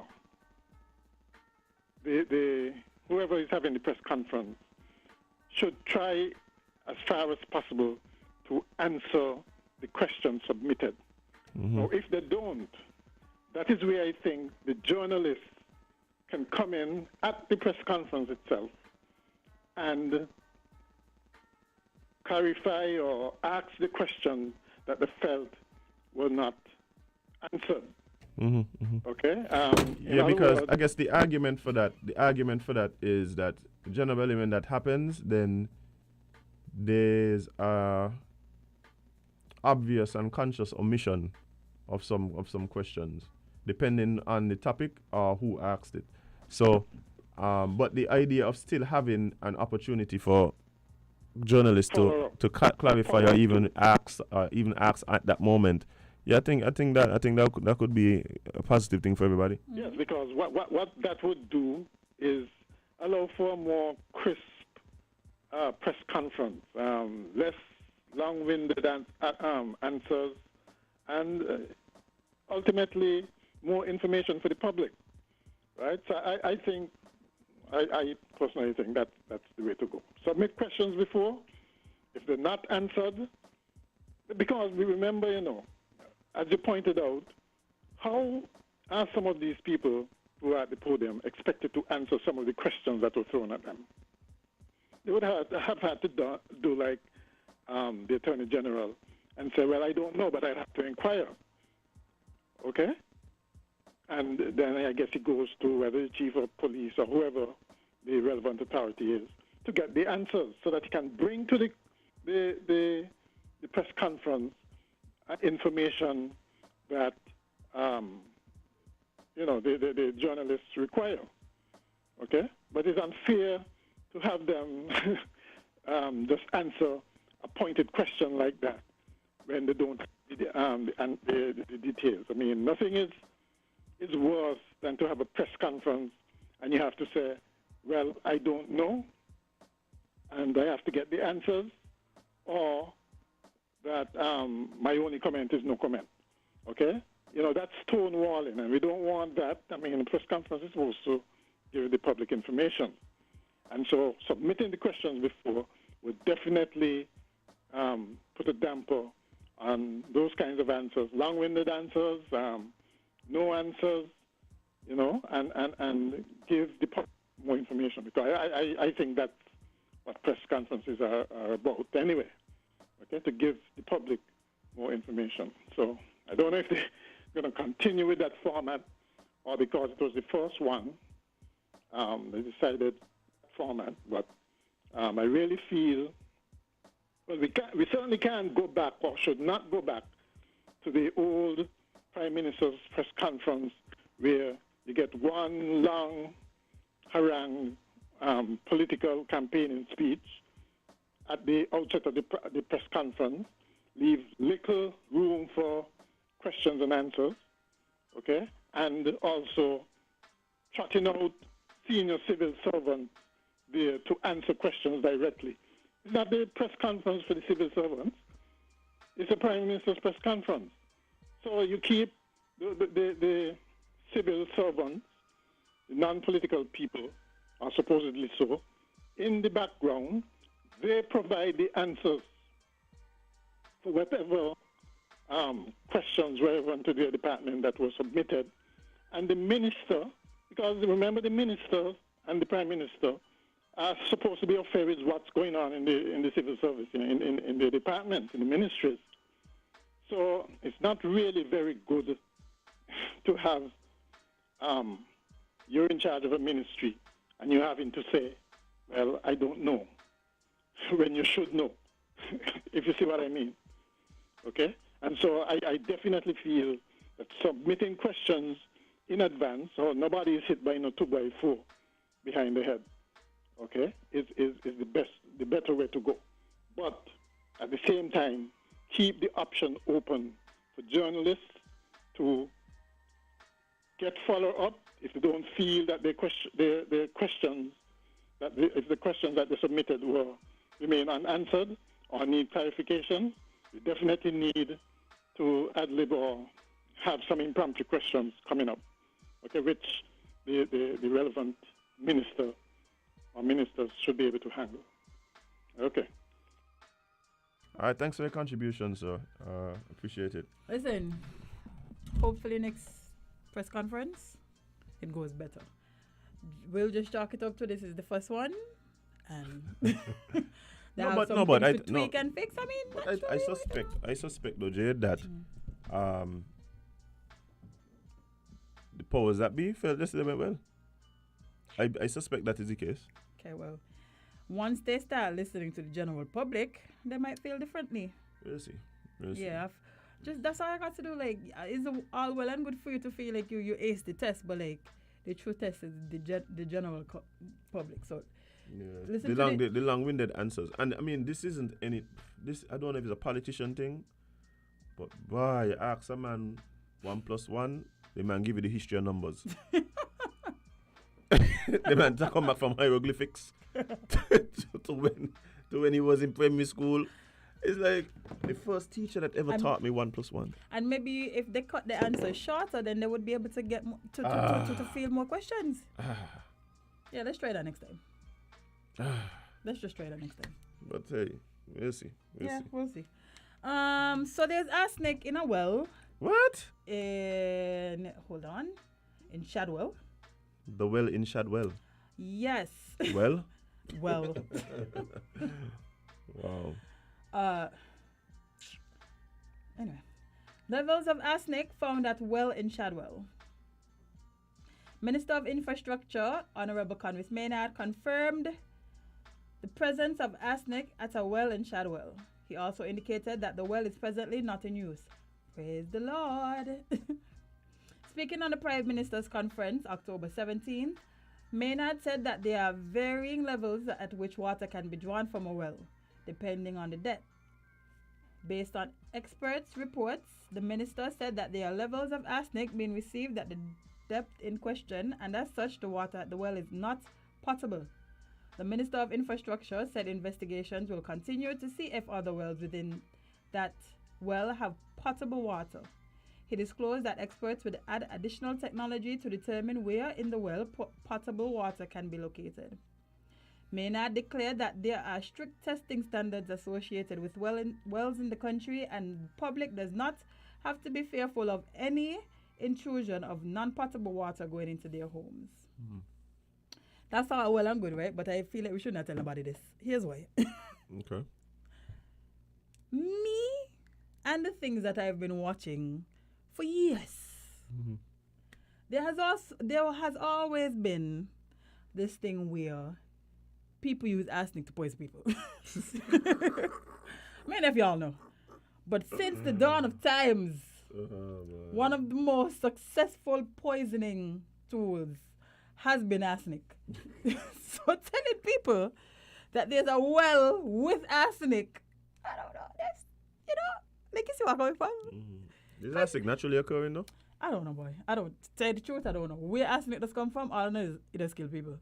So let's not tell anybody else about wells full of arsenic. Just fix it. I don't know if it's full. I just think it probably does. They're doing a test. My good. Some y'all behave. Yeah, my takeaway from this is just, I guess, I'm happy to hear that there's testing being done, right? Like you want to know that these things are in place, that there's constant checks, that people doing a job in terms of ensuring that the water supply is healthy and fit for us to consume and use. Like I just kind of happy to hear that's the case. That's all I supposed to have to say. Good morning, caller. You're live on Island T. What's up? Yes, morning again. With regards to keeping information like this from the public, I disagree. Right? So I was joking, you know. I could understand. I was joking. Before we even continue, I was joking. Right, okay. Because for obvious reasons, right? You don't want bad stuff to be happening and people are caught unawares. And I think the populace is educated enough to understand what is going on here. I think that arsenic is probably some kind of naturally occurring thing in the earth, just like, let's say, anthrax or any other pollutant that might be out there, okay? And the levels of the substance, the poison substance, is what I think is necessary to look at here. And if it is at a level that it can be used still, then I don't see any problem, and I don't see any problem with the minister reassuring the public that they have things under control, they're monitoring it, and that our drinking water is safe.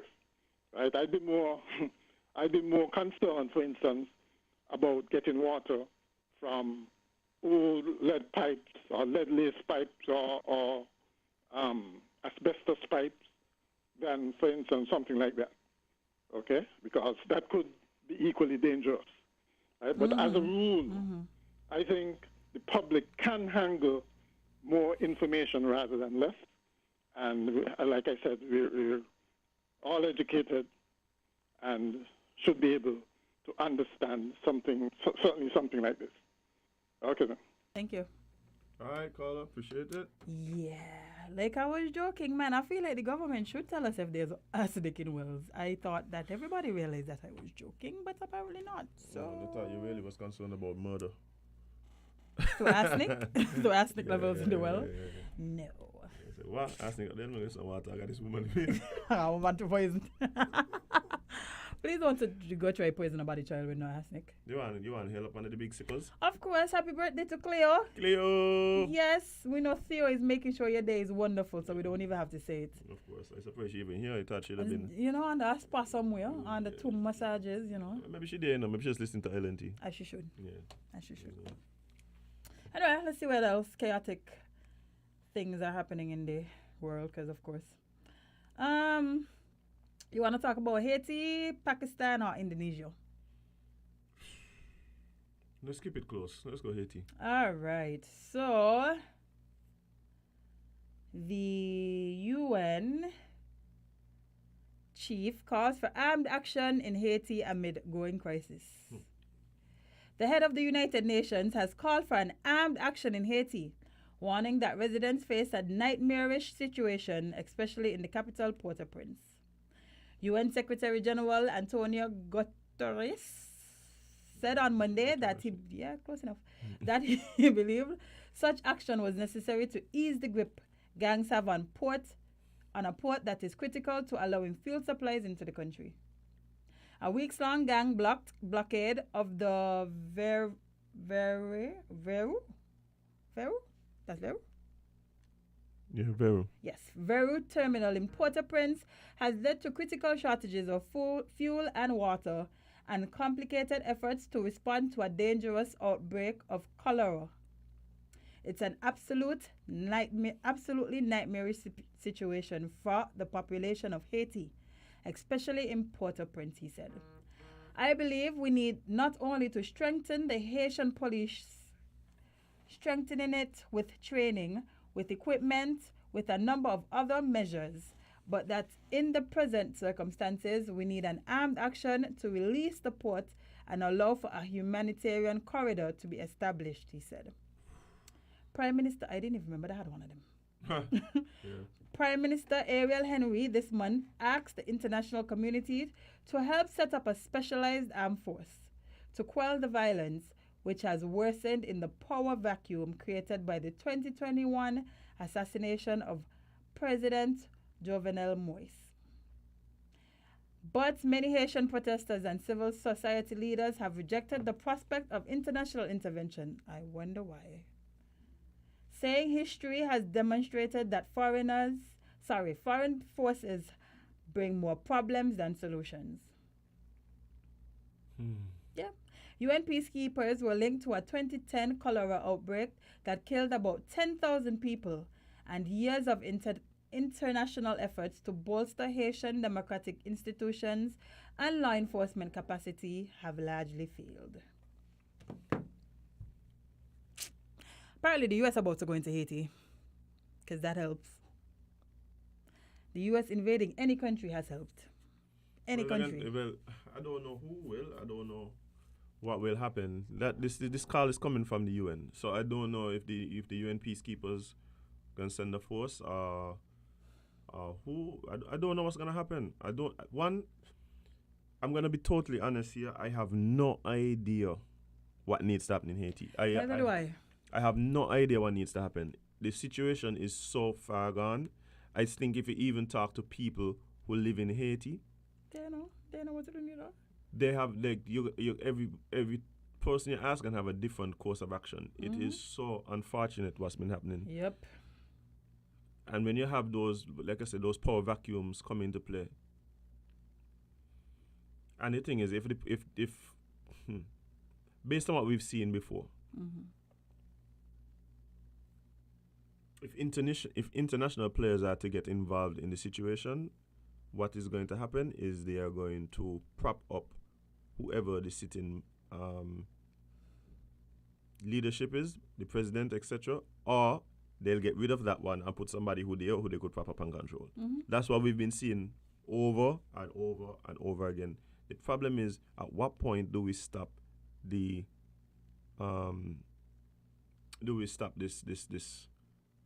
sequence of events, or when, like, what would you have to do to stop it? I have no idea. Like, it just does pain me to hear about going on in Haiti. As if the world in shambles, you know. The world is literally in shambles. Every single corner of the world, there's some type of war, there's some type of unrest, famine. There's just a lot happening in the world right now. And how do you fix it? Because it feels like every time you try to out one fire, another one pops up. So how do you honestly fix it? And every situation isn't the same. So it's like, how do you tailor a plan to fix this, fix that, stop this war? Do you want me to tell you what it is? You first have to have people who are in position of power, policymakers, presidents, prime ministers, etc., who want to stop these things. The other thing that you would have to do is you have to take away the incentives that exist for these types of situations to happen. So until we recognize that war is beneficial to people, to unrest is beneficial to some people, and that these people have a lot of influence. If you don't look at it from that place, there's not going to be anything. And then somebody's saying Jesus is the answer for the world today. So yes. Yeah, Jesus. You just feel like Jesus is going to do what exactly? No, but then again, who knows? This People might just been- be but all. people But been praying as him. I'm pretty sure. this might be part of the bigger plan, though. This ain't supposed to happen. There's supposed to be tribulations and Which- trials and pestilence. So this might be the pestilencing. It's been pestilencing for a while. Yeah. When is the break? But to be When honest, is the Jade, intermission? to be honest, Jade, we're probably living in one of the least violent times in human history. That's true, cause boy. Like if you really stop and look at When it, man like used to pillage the and facts, so- the facts, right? Yeah. Like imagine they had the whole world went to war, yeah? Like the whole war, like people from St. Kitts, the names down and the cenotaph. Like you understand where I'm coming from? Well, we might be heading back to war, so you know. Right.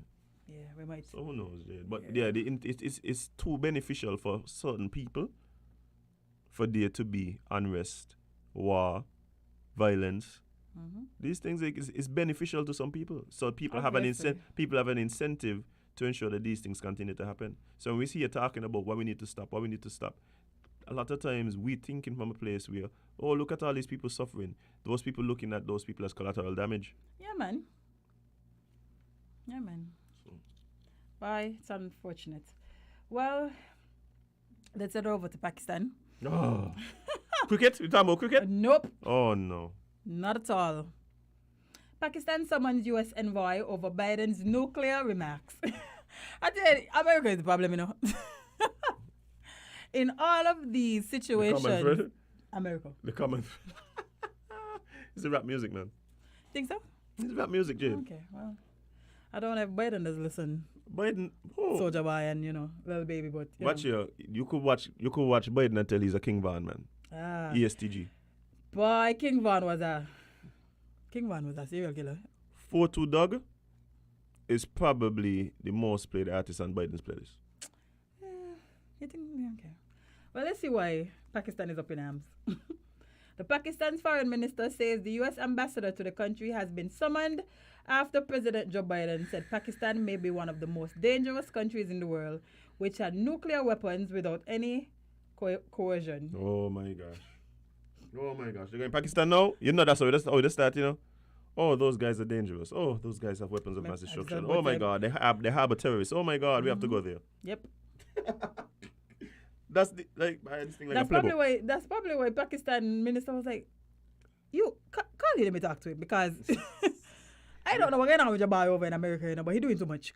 Come here. This going on a dark path. Yeah, we're really trying to push it down there. We trying to get invaded? No. Wow. Let's stop it early. Why is the president 79 years old? The man is senile.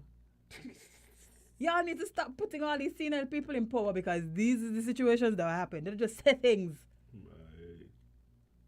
Biden obviously is having some struggles. Before the election, as him. I was the one who was saying that. I was telling you. We've seen the videos and this. Anyway. He having some troubles. Yeah. I want to know what kind of drugs the guy, man. Listen. No, real talk. I ain't even kidding. I want to know what drugs they have right now. And I'm not kidding either. They have to be strong as him. They have to be strong. That's what I want to know. For research purposes? No, I'm just very curious as to the technology that they're employing. Oh, okay. Technology. Yeah. The 79-year-old Biden made the... I love how they just put in his age there first. So, these comments came from a very old man. Mm-hmm. Yes. He made the comments in a speech at a reception of the Democratic Congressional Campaign Committee on Thursday, in which he also touched upon the war in Ukraine, China, and domestic issues. Speaking in the context of China and his relationship with President Xi Jinping, Mm-hmm. Biden said, this is a guy who understands what he wants but has an enormous array of problems. How do we handle that? How do we handle that relative to what's going on in Russia? And what I think is maybe one of the most dangerous nations in the world, Pakistan. Nuclear weapons without any coercion. So only I must get them. Okay. Yeah. Basically that's what I'm saying, because they have the same weapons over there, We is the world police, so only we must get a gun. Okay. Y'all realize that weapons of mass destructions is in the hands of a 79-year-old senile man, you know. I was listening to some commentary the other day about what would happen if Putin was to take the last resort and tell them, man, you fire off the nukes. And this man was there thinking, saying, I think people would just recognize that they can't afford to do that, and they will not carry out the orders of one Mr. Putin. I just listened to him and like, yeah, okay. That's what you're banking on? Yeah, That's what you're banking on. So Okay. this is where y'all feel like you draw the line. That's where y'all banking on. So the man is literally blowing up a country. Literally crashing. He said drones and planes and he said the generals and so will not carry out that order. I like, excuse me. Opposed to the other orders? But my thing is, what you gonna do when Putin got your family under surveillance? Them KGB men just following your family around all day. I'm so confused. Do they not see what's happening? These man got this thing like joke now. But not on Jade. What? Oh my gosh. Nope. Have you seen? Nope. Have you seen the ad that the ad that has gone out informing persons what to do in the event of a nuclear fallout? You see the ad? I hope the ad is just a one-liner that says pray. Because what else? Jade, I couldn't believe what do? I was saying. It was telling the people them get inside, get downstairs. If you don't have a downstairs, get to the center of the building. Look, Jade, none of that gonna matter. How is it that? How that gonna help me? If there's, I just was like, You think the nuclear bomb is not Telling you going to what I kill was me saying- what I because was I'm saying in the about food. center of a building? when I say about food, something about only eat canned food. How kind of stupidness that the idea saying? But How am I going to eat it if I'm not alive? There's nothing there's nothing you can do. And they need to just tell people, hey, if this thing happen, there's nothing you can do. Just eye salt. Stupidness about Eye salt. put a mask over your face. Like, To stop what? Yeah, let me see if I find it. Let me see if I find it. See, it was like a literal PSA the government put out in the US, you know, in New York, I think it was. Oh my God, nuclear. Listen, let's be honest. Don't give people false hope. In the case of a get inside, no. Jade, no. We need to play this. We need to play this for the people. Listen to this. Very dramatic. Jade, just watch the woman's face. So there's been a nuclear attack. Don't ask me how or why, just know that the big one has hit, okay? So what do? There are 3 important steps that I want you to remember. Step 1, get inside fast. You, your friends, your family, get inside. And no, staying in the car. If my building just get blown up, I'm going inside up. Ma'am, if they bomb my building with a nuclear weapon, what exactly am I going inside of? Let's continue. Is not an option. You need to get into a building and move away from the windows. What window? Step 2, stay inside. Shut all doors and windows. Have a basement? Head there. If you don't have one, get as far into the middle of the building as possible. If you were outside after the blast, get clean immediately. Remove and bag all outer clothing to keep radioactive dust or ash away from your body. Step 3, stay tuned. Follow media for more information. Don't forget. Jade, there's no internet. There's no radio. Stay tuned to who? If everybody got to run inside and stay inside, right? Who will listen to on the radio, Jade? Who will listen to? What TV station we're watching? Who gonna walk?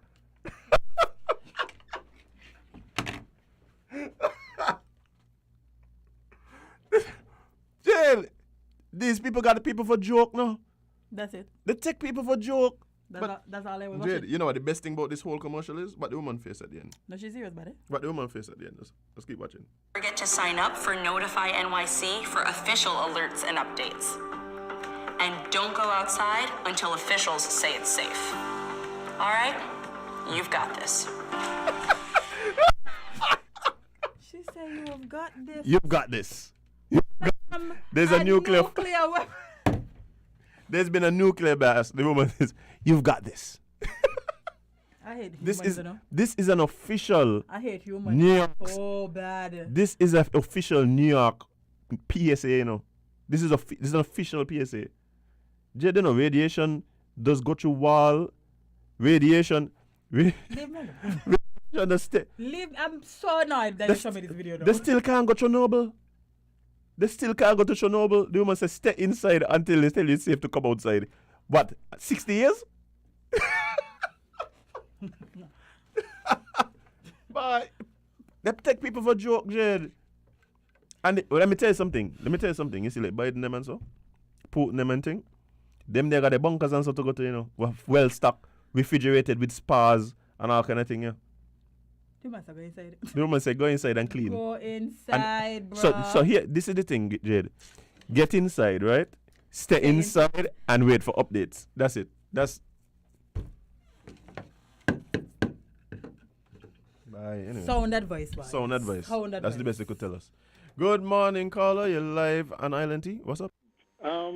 What you have to remember is that there are some people who actually believe we can survive a nuclear attack.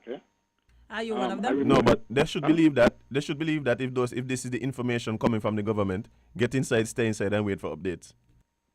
So why would they not believe it? Well, exactly. And so if that is the narrative, then you get ads like this. And the fact is, human nature is such that even though some things may be staring them in the face, they won't believe it until it happens. I remember asking a Japanese professor, why didn't Japan surrender after the first bomb hit Hiroshima? And he said there were Japanese generals who, even after they saw the destruction, felt that they could have soldiered on. Okay? And I also asked an American, why didn't America drop the bomb on some deserted island somewhere so that the Japanese, to demonstrate the power? And their response was, well, if they did that, the Japanese would feel that the United States do not have the guts to drop it on Japan. Okay, and it's that kind of thinking, okay, which I think rules most military leaders. All right, this idea of, well, how much casualties or collateral damage can we take, okay, so that we can win. And I think that is the problem, that there are people who really feel that once the dust clears, America or Russia, maybe not so much Europe, but certainly America or Russia or China, are big enough that some people would survive even a World War nuclear attack. And with that kind of thinking, you're going to get ads like these, and you're going to get some people who can make mistakes, because that is the unfortunate thing, you know. You mentioned Biden's age. After living that long, you personally don't have much to lose, okay? And it's kind of unnerving to think that somebody like that is in control of the nuclear button. But fortunately, I think there are lots of layers. It isn't just a matter of he deciding to start a nuclear war. Yes, we know. We know there's other things that are in place to make sure he doesn't accidentally and even in the case of Pakistan that you mentioned, I'm sure there are safeguards that prevent accidental use. Otherwise, most likely it would have happened already. So let's just hope that good sense will prevail, the safeguards are there, and it remains in the state as it is, mutually assured destruction. Nobody wants that, and so, you know, hopefully the status quo remains the same. Okay. All right. The thing for me, two things. One, the idea of persons in position seeing the population, the citizenship, citizenry, sorry, of the nation as being expendable, that is a real thing. I remember one time I'd heard my dad spoken about it, and I went and researched it one time about what was said by one of the Chinese leaders one time in a comment as it relates to China's position with nuclear war. This was during the Cold War. Soviet Union and America acting up again. And I asked him, so where China stand on this thing? The man say, oh, but however they want to let them go ahead. Because I could assure you, if after the nuclear fallout 10 people survive, none of them gonna be Chinese.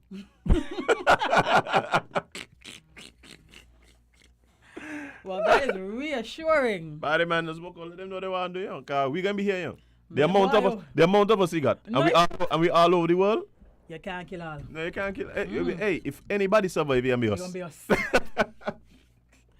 But the other thing that is always so puzzling to me is the idea that wars can be won, implying that they are winners to war. That belief in itself, that informs so much of what we see when it comes to war. Yeah, man. Because winning is everything. And the fact that you believe that there can be a winner coming out of war, well, you don't need to see much else. Yeah. You don't need to see much else. But that was a missed time for us to go. Oh, sure. It's literally 10:03 a.m. Oh, sorry to the callers that were trying to call in. Yes, I'll see y'all tomorrow. Oh.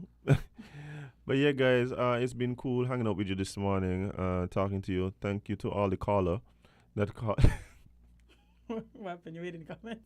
No. I said thank you to all the caller. You mean the one caller? Yeah, that's it. That called multiple times? He was all the callers. He was all the callers this morning. But appreciate you, and those of you who've been joining us on the chat, in the chat rooms, big up yourself. So if you listen to us on Facebook, YouTube, winmediaskn.com, Jade, what kind of name life? I have no idea. I appreciate you so much. Cleo, sorry, big up yourself. Happy birthday again. Happy birthday again, and make sure you enjoy it to the fullest. Send we down on Amerijet. Go run it, yeah. FedEx. Which one better? FedEx. Run it FedEx. Amerijet does decide when he come in and he ain't coming as well. I want to be careful. No. Yeah, FedEx. Yeah. But I appreciate you so much, guys. All of those of you who've been logging on or listening to your radios daily. Thank you so much. But we gotta leave, we gotta go, we gotta disembark. Jade? Yes. You ready to go? All right. man. Well, just remember before we go that learn from the losses of others. All right.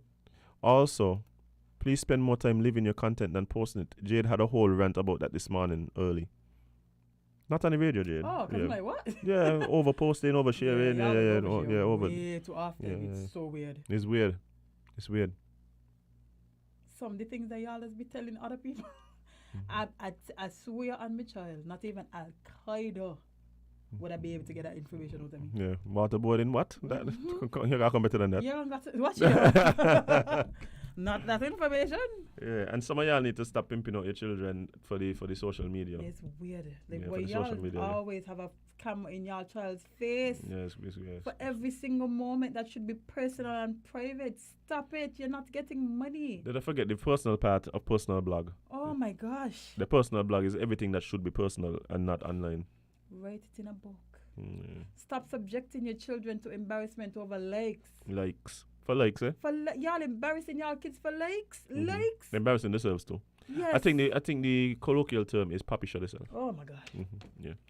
But yes, guys, and most importantly, please remember, you can't be everybody's cup of tea because you is not a mug. Gonna see you guys tomorrow. Indeed.